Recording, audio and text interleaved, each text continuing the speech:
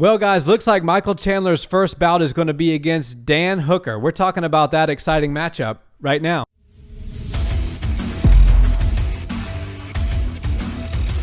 What's up, Barnhill family? Welcome back to the channel. Yo. So, Nick, the much-awaited first fight in the UFC for Michael Chandler seems like it's going to be against Dan Hooker. I think this is a really good matchup. Absolutely. What a way to be welcomed into the UFC. You know, whenever they signed Michael Chandler, it kind of seemed like, and from a viewing perspective and the way Dana White generally handles fighters that either come from Bellator or want to come from Bellator, is they deal them a really hard fight, but not a high-profile fight. Right. But for some reason, Michael Chandler's getting a little bit more respect than the average other promotion fighters would get. And for some reason, they thought he was good enough to step right into a title fight. I mean, if he steps in as the what's alternate, that's, I almost said interim, but the alternate fighter for Khabib versus Gaethje. So they had a lot of hopes for him, high hopes, I guess. But I'm glad that we didn't see him step in on short notice or anything like that. We get to see him do a full fight camp, and Dan Hooker's the perfect dance partner for his debut in the UFC. Yeah, I agree, and that shows what type of esteem they hold Michael Chandler in, to bring him there and have him do the weight cut and be sitting in the wings, as they say, as an alternate to fight either Khabib or Gaethje. Right. That's pretty impressive, especially for a guy that's never set foot in the octagon before. Right. Michael Chandler has had a great career, though. I mean, he's beaten Benson Henderson twice. One of those by knockout. Benson Henderson was a great UFC champion. He submitted Eddie Alvarez in his 9th fight ever as a pro. Yeah. So he's got UFC former champions on his resume that he's beaten. And his thing is he's just incredibly strong for the weight class. Thick, muscular, a little shorter and stocky, and he's got great wrestling accolades. He was a Big 12 silver medalist twice in college, and this is going to be kind of as much as you get in 2021 of a striker versus grappler classic matchup. You know, Hooker's the much taller fighter. Yeah. He's at City Kickboxing down there with Israel Adesanya. Those guys are all incredible strikers. They got incredible gas tanks. And Hooker's no slouch. This is like, they're not what you would say throwing them to the wolves. They're not throwing him in there with Khabib, you know, as an alternate for a title shot. But let's talk about Dan Hooker for a minute. This is a guy, 30 years old. He's in his athletic prime. He knocked out Gilbert Burns. Yeah. I mean, he's beaten James Vick, Al Iaquinta, Paul Felder. He most recently lost to Dustin Poirier, but that's like, I mean, this is a guy whose stock was rising tremendously. That Poirier fight, I don't think set him back too much. It was a great fight, and it could have gone either way. And so I think that Dan Hooker's going to be looking to get back on track and insert his name into the title picture at 155 come mid-year next year. Yeah, and if, you know, a win over Dustin Poirier, if he would have been able to get that, maybe he would be in Dustin Poirier's shoes right now fighting the biggest star in the sport, in Conor McGregor. Very true. For the #1 contender spot, which pretty much it's all but official that is the #1 contender's fight for 155. I will say that Khabib said that he came out and said that he believes that this fight between Conor and Dustin will be for the title. I don't have any more information on that story as we're cutting this video, and I'll look into it. I heard about that. Dana White did say that whoever was translating for Khabib in that translated incorrectly. He said #1 contender. The person translated it as the champion for the title, but I get it. It's still, if there's no champion, then the #1 contender obviously plays a role in the vacant championship fight. So I think that, you know, if some things were a little bit different, if the UFC would just allow Khabib's retirement to be a real thing, and if Dustin Poirier would have lost to Dan Hooker, then we could be seeing right now Conor McGregor versus Dan Hooker in the vacant title fight. Sure. And, you know, I think that the matchup for Michael Chandler versus Dan Hooker is a great fight for Michael Chandler to come into, because if he's able to get past Dan Hooker, it's off to the races. Yeah. You know, they were already ready to let him hit the ground running with Tony Ferguson at first, and then Dana was interested in trying to get Charles Oliveira in there with Michael Chandler, but Charles said, so short of a turnaround, I can't make the weight in time for January. So they called the Hangman, and that's a tough night out for everybody at 155, which is the toughest division as we know it. Yeah. And getting into the X's and O's of this fight, I think this is a fight where we're going to be able to tell very early on which way it's going to go.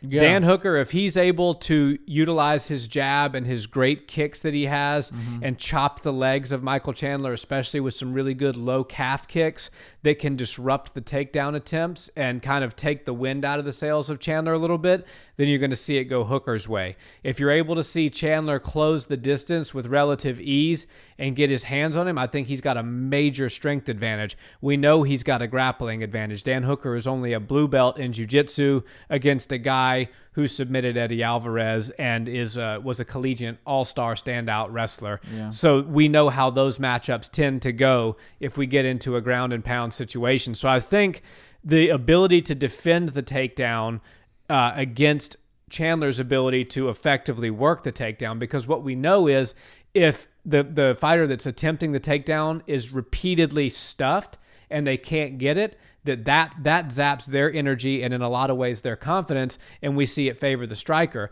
If we're able to see the grappler take down the striker at will, then we kind of see the wind come out of the sails of the striker.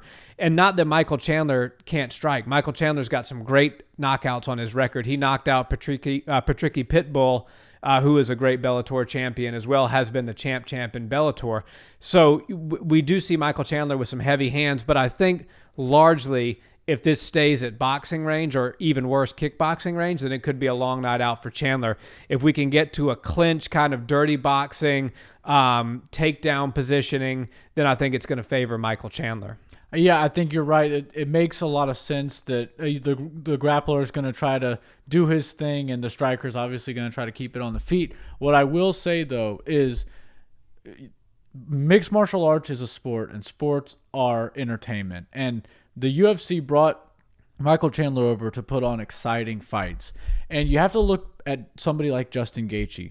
Justin Gaethje is every bit as good of a wrestler as Michael Chandler. Sure. He throws the wrestling out the window when it comes time to fight because he knows what the crowd likes, and his style is just a stand up and throw strikes and best man, stronger man, last man standing type of style. Is best chin wins. Right, and he gets fight bonus after fight bonus and main event slot after main event slot, title fight after title fight.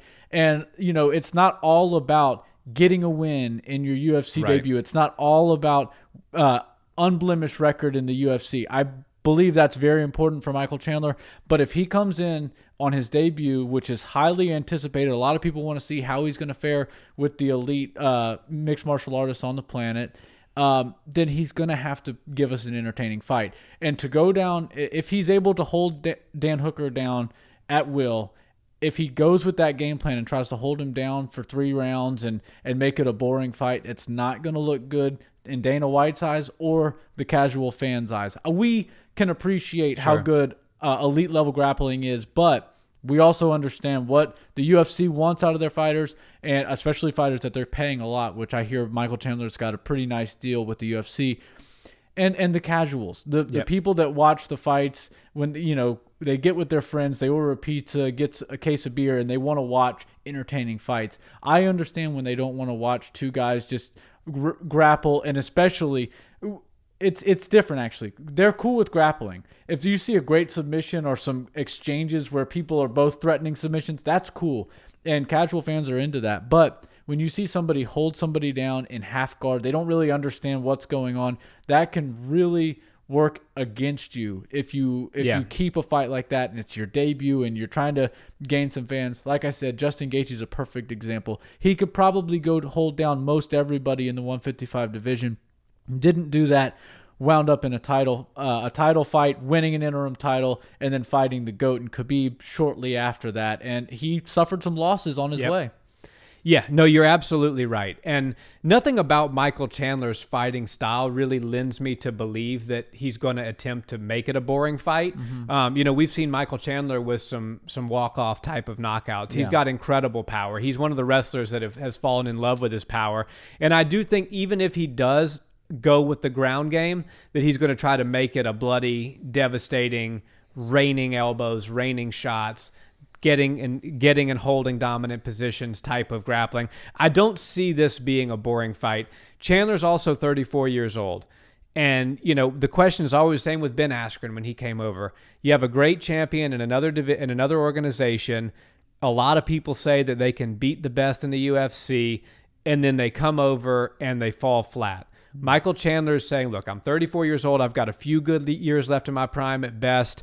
I'm in a division where you have to make a hell of a lot of noise to get the fights at the top. Is because Conor McGregor's there, Charles Oliveira is there now, Justin Gaethje is there, Tony Ferguson is there. Even though he's lost 2 in a row, Tony Ferguson is still the boogeyman. So Dustin Poirier, in order to rise to the top of that division, you have to do more than win. Yes. And I think Michael Chandler knows that, and I think he wants to win that UFC belt. So I think he's going to come out looking to take Hooker out. Yeah, and winning is the most important part of this, but it's also, you know, the UFC rewards you for great fights, and Dan Hooker has never been in a boring fight. No. So if you go in there and you give the crowd exactly what they want, the UFC appreciates that. You've got your first fight out of your way. Now you're one of the guys in the UFC, and I think if they can put on the show that we assume they're going to put on, then I think the future is going to be bright for Michael Chandler. As he said, he's not here for a good time. He's here for a long time.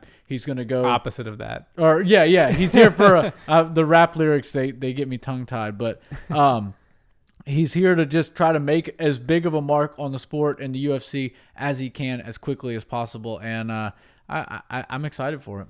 Yeah, I am too. And I mean, listen, if we talk about what City Kickboxing is known for, it's their striking. But Israel Adesanya has proven that he has his skill set absolutely includes the ability to stuff the takedown. Mm-hmm. And you know that he's going to be working that with Dan Hooker in this build-up. And I think that you're going to see the best Dan Hooker that we've seen yet. I know we'll do predictions as it gets a little bit closer, actual official predictions, but I am actually kind of leaning towards Dan Hooker in this one. I think the range, the striking, his physicality, his gas tank will be able to match Chandler's. And I think Chandler might realize early on that this is just a different breed of guys in the UFC's 145 division. Yeah, 155. 155 division. Yeah, I think Dan Hooker's probably my guy as of right now. I think Michael Chandler, there's a lot of pressure on him. Yeah. You know, with them throwing the mental side of things of like, hey, come step in as the alternate for Khabib, that automatically lit a fire under him, and he realized, okay, they're ready to send me to the top. So he feels this urgency to win and do it in an impressive fashion. Dan Hooker doesn't really have that much pressure. He needs to beat the new guy, and he's doing something for the guys in the locker room. Yep. But at the same time, the pressure, in my opinion, is more so on Michael Chandler. Yeah, I would totally agree with that. Yeah. Well, guys, let us know. Who do you think is going to win this fight? Are you excited about this first matchup for Michael Chandler? I know we are. It's as close to like a striker versus grappler fight that you're going to get in today's day and age. And let us know in the comments, who do you think is going to win and how? And as always, guys, thank you so much for watching. Please like, comment, and subscribe, and check us out on audio where you listen to podcasts. See you in the next one. Happy New Year. Peace. Yes, sir.